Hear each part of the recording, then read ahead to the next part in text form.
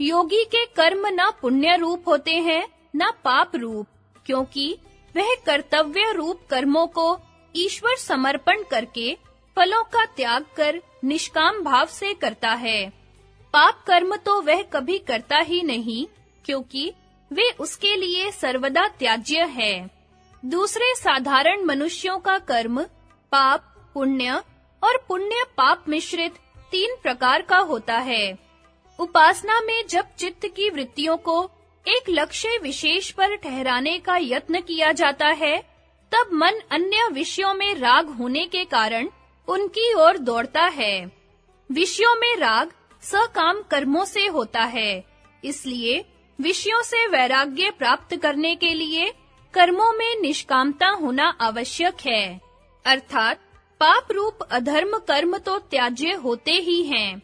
पुण्य रूप धर्म अर्थात कर्तव्य कर्मों को भी उनके फलों की इच्छा को छोड़कर निष्काम भाव से करना चाहिए।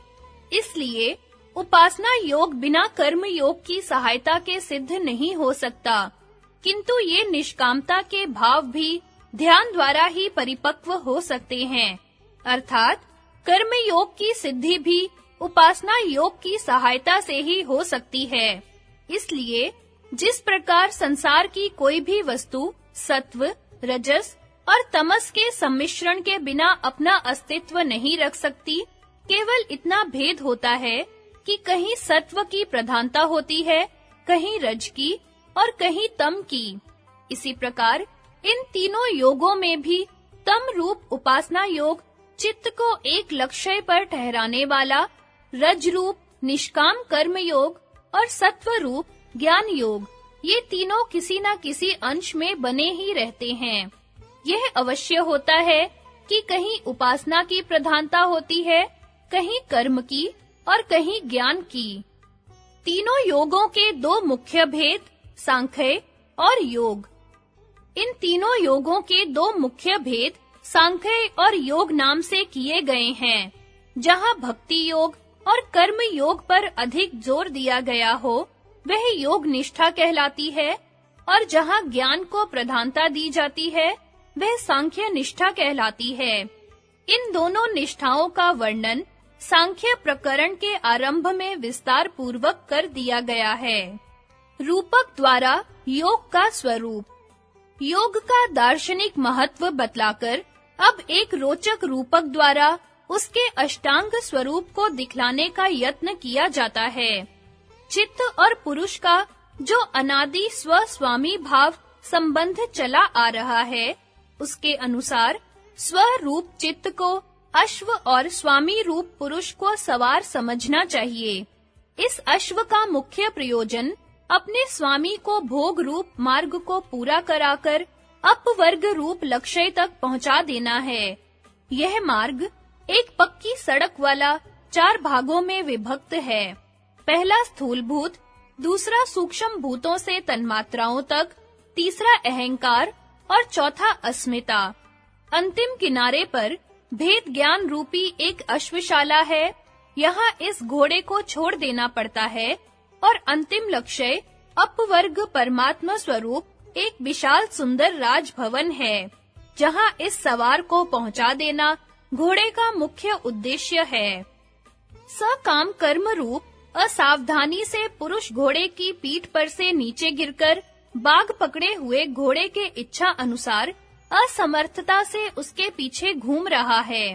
इस अश्व की असंख्य चालें हैं जो वृत्तियां कहलाती हैं।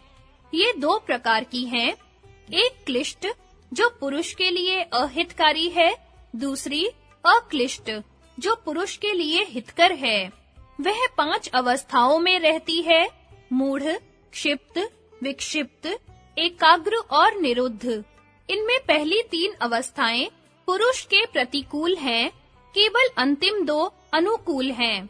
यह घोड़ा पहली 3 अवस्थाओं में अपनी अनंत क्लिष्ट चालों से संसार रूपी घोर भयंकर वन में विषय वासना रूप हरियाली की ओर भाग रहा है, और सवार जन्म, आयु और भोग रूपी नदी नालों, खाई खंदक, कांटे और पत्थरों में असमर्थता से घसीटता हुआ उसके पीछे चला जा रहा है। और सुख दुख रूपी चोटों से पीड़ित हो रहा है।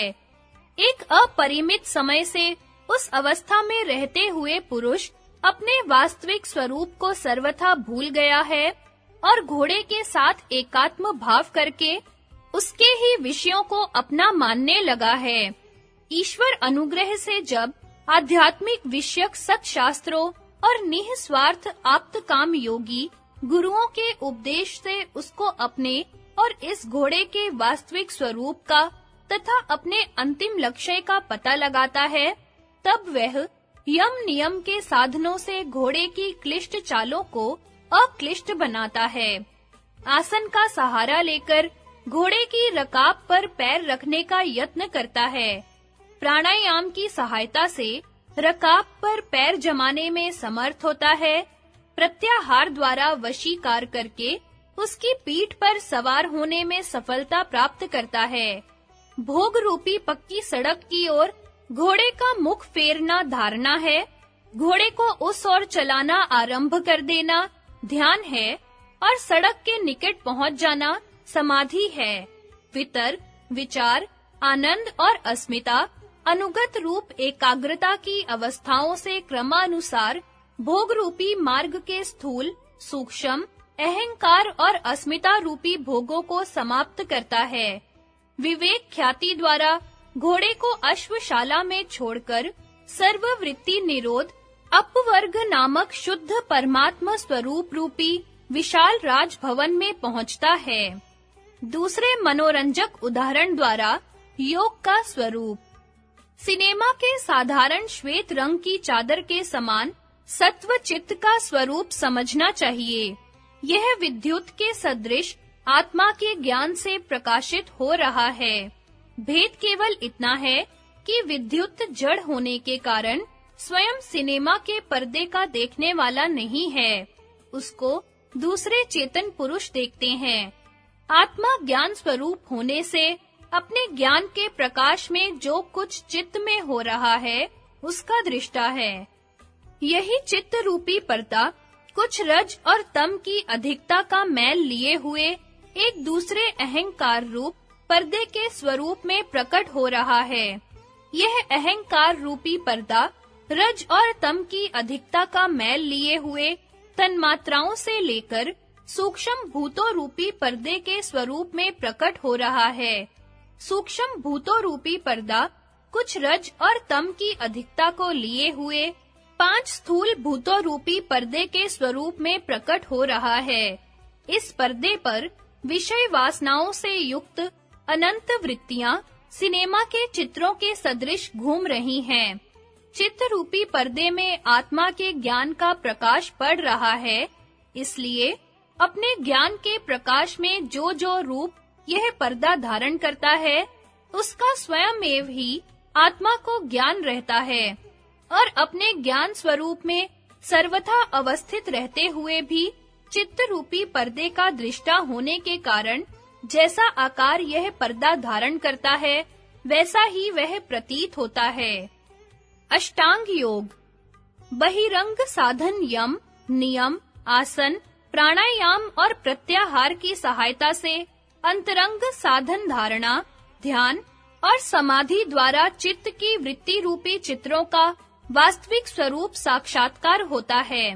वितर्कानुगत समाधि द्वारा चित्रों का स्थूल स्वरूप तथा 5 स्थूल भूतों वाली चित्त की अवस्था का वास्तविक ज्ञान प्राप्त होता है। विचारानुगत समाधि द्वारा वृत्ति रूप चित्रों के सूक्ष्म स्वरूप तथा चित्त रूपी पर्दे की सूक्ष्म भूतों से तन मात्रा तक की अवस्था का ज्ञान प्राप्त होता है। इससे ऊपर आनंदानुगत समाधि द्वारा चित्त की अहंकार रूप अवस्था का साक्षात्कार होता है। अस्मितानुगत समाधि द्वारा अस्मिता के स्वरूप का ज्ञान प्राप्त होता है। विवेक ख्याति द्वारा आत्मा रूपी विद्युत और चित्त रूपी पर्दे में भेद ज्ञान प्राप्त होता है, पर वैराग्य द्वारा इससे भी परे होकर आत्मा रूपी विद्युत की अपने वास्तविक परमात्मा स्वरूप में अवस्थिति होती है। योग के आदि आचार्य।